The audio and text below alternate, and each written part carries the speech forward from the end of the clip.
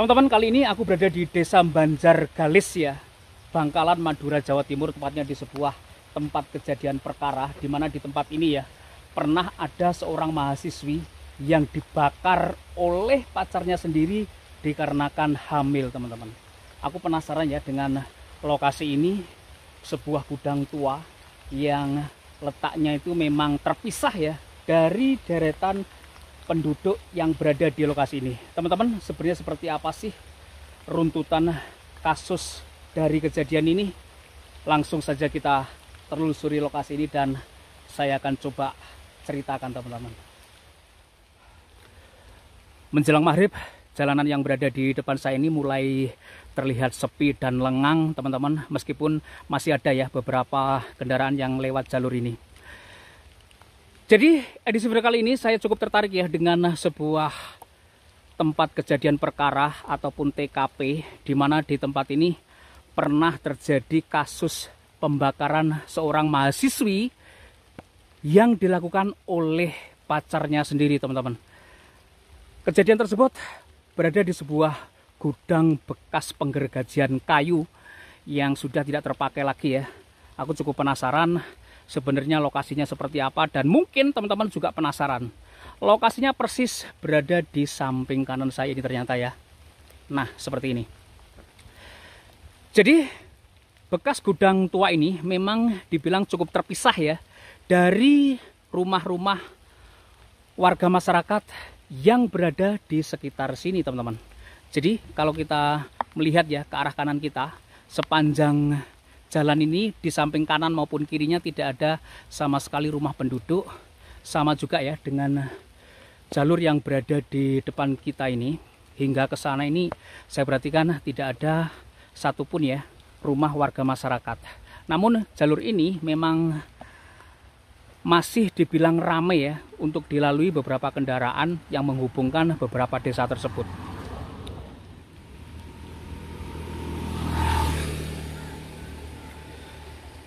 Korban yang merupakan mahasiswi Universitas Trunojoyo Madura berinisial EC ya, 20 tahun, dibunuh oleh kekasihnya sendiri yang sekaligus pelaku pembunuhan terhadap dirinya, yaitu Muhammad Maulidi Al-Ishaq, 21 tahun.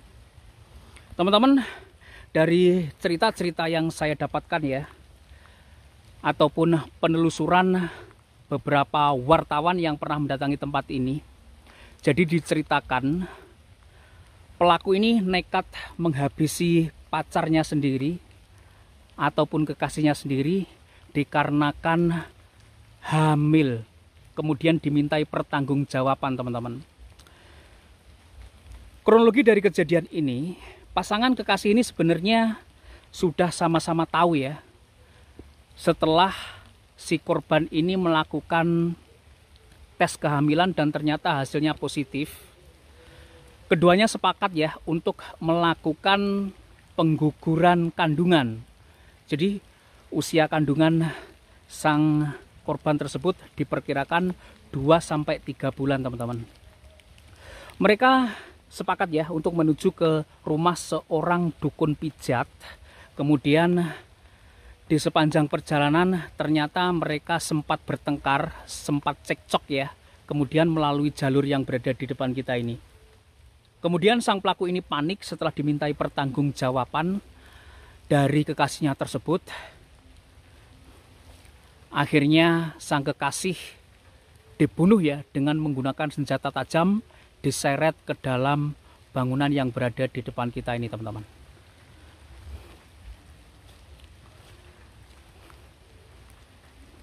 Saya turut berduka cita atas sebuah kejadian yang pernah terjadi di tempat ini.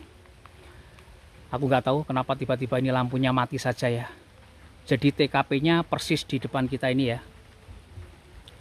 Ataupun mahasiswi tersebut dibakar persis di depan saya ini. Jadi memang saat kejadian, nah ini teman-teman, masih ada ini ya, masih ada bekas pembakarannya di sini ya, di arah yang saya sorot ini. Kemudian ini sepertinya memang hanya sebuah bekas yang berbentuk gubuk saja sih sebenarnya. Dia dibunuh kemudian dibakar di sini bersama dengan bajunya, teman-teman. Karena alat pembakarannya adalah baju dari si korban dan si pelaku ya. Kemudian beberapa warga masyarakat menceritakan di sini pada saat menemukan jasad korban ya, juga terdapat ceceran darah banyak banget ya di sini. Di samping tempat pembakarannya di situ ya. Di sini tuh ditemukan ceceran darah yang sangat banyak dan handphone korban juga. Warga masyarakat yang melihat ya api berkobar-kobar di situ yang melintas ya di depan situ, warga masyarakat yang lewat jalur tersebut ya, itu ketika melihat api yang berkobar-kobar di sini itu disangkanya adalah pembakaran sampah ya. Nggak taunya itu adalah mahasiswi tersebut yang dibakar oleh pacarnya itu. Nah, di sini ya. Aku sebutnya biadab dan tidak berperi kemanusiaan. Luar biasa banget kejadian yang pernah terjadi di tempat ini ya, dan aku sih merinding saja ya, teman-teman, berada di sini. Sebentar. Bismillahirrahmanirrahim. Khususan EN Junior. Fatih.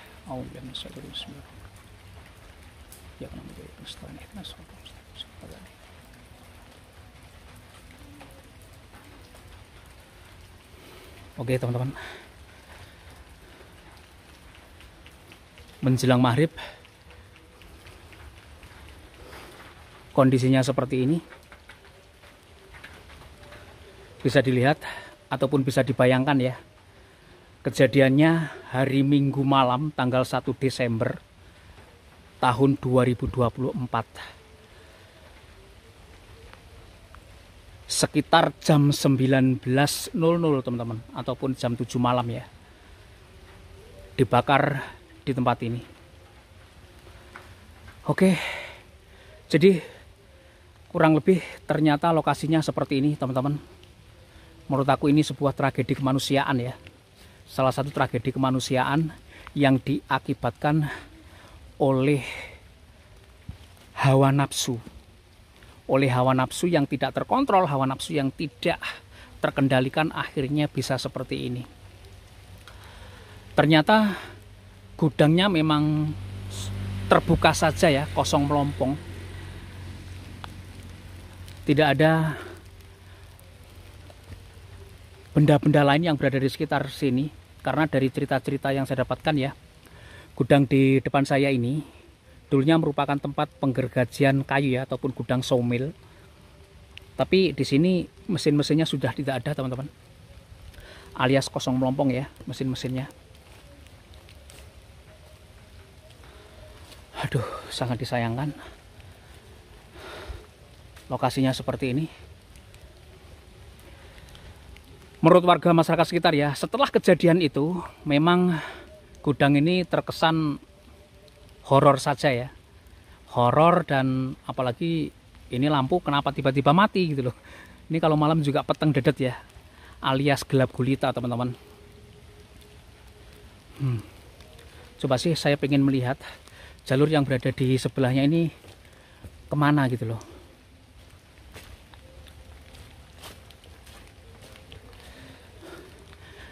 Karena aku yakin ya, si korban ini diseret lewat sini. Lewat sini ya. Sebelum dibakar itu korban diseret lewat sini. Di sini ya. Kemudian beberapa barangnya itu ditemukan warga di sini, mulai pakaian hingga handphonenya. Ini kalau ke belakang, kalau saya perhatikan memang tidak ada bangunan lain teman-teman ya. Ini hanya hamparan kosong saja kalau di area belakang ini. Wah, ternyata perkebunan warga ya di sini teman-teman. Perkebunan singkong ini. Kemudian letak gudangnya di sini.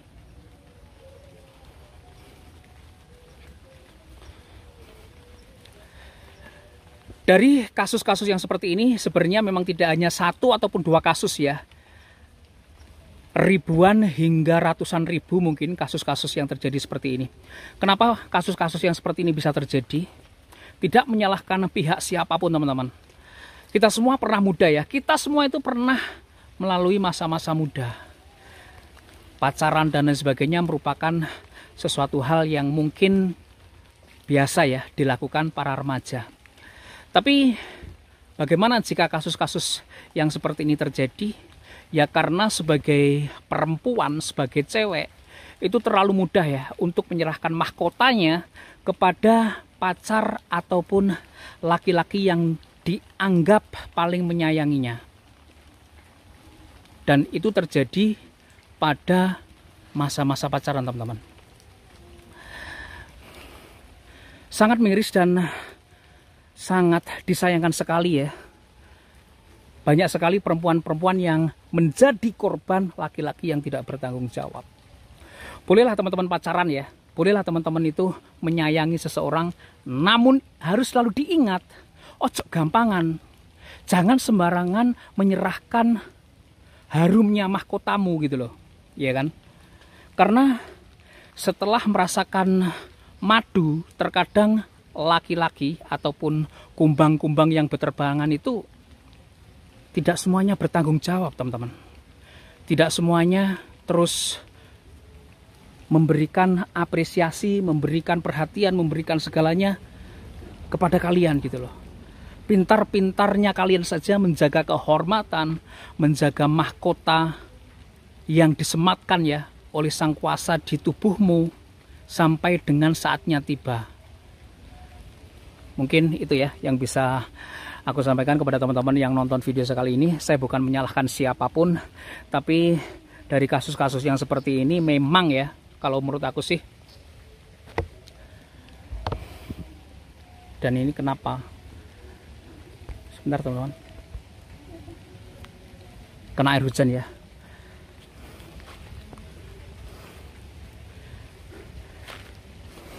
Dan memang kasus-kasus yang seperti ini sangat sering terjadi. Ya aku harap sih untuk kalian ya para perempuan mawas diri dan selalu menjaga kehormatan kalian sampai dengan saatnya tiba kelak gitu loh. Menikah dan silahkan menikmati apa yang kalian inginkan. Teman-teman, dan ini sudah memasuki waktu maghrib ya. Kita keluar saja dari lokasi ini. Aku berpesan ya untuk teman-teman kalian para perempuan, cewek-cewek, gadis-gadis ya yang masih melalui masa-masa pacaran, jaga diri kalian baik-baik ya.